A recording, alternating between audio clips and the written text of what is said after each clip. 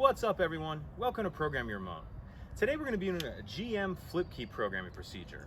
A couple things we need to go over before we get into it. First of all, this procedure is going to be for if you've lost all the keys for your vehicle. When you program in the new one, it's going to erase any you've previously had.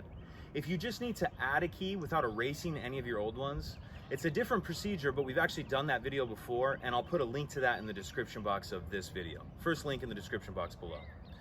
So the next thing is, once you have your new key, flip key, we need to have the blade cut. So you can either do that at an automotive locksmith or a dealership. The third thing is, this is going to be a timed procedure. You need to allot yourself about 30 to 35 minutes in order to complete it. So once we have those things, we have our new unprogrammed key with the blade cut, we can go ahead and jump into it. Okay, so now we're ready to get started. We have our new unprogrammed key, and then I have a phone here that I'm going to use to time myself. So we need to put our key in the ignition, turn it to the on position, and now we need to leave it in the on position for at least 10 minutes. So I'm going to hit start here. I like to wait about 10 minutes, 30 seconds. So once we get closer to time, I'll check back in. So we're coming up on our first 10-minute mark. 10 minutes and 30 seconds is what we're doing.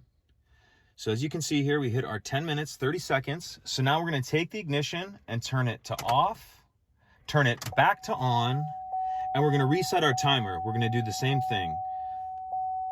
We're going to leave it in the on position for 10 minutes, 30 seconds. So I'll check back in when we get close to time again. So now we're reaching our 10-minute, 30-second mark for the second time. As you can see here, we just hit it. So now we're going to do the same thing again. We're going to turn the ignition to off, turn it back to on, leave in the on position, and we're going to reset our timer for one more 10-minute, 30-second increment. I'll check back in when we get close to time.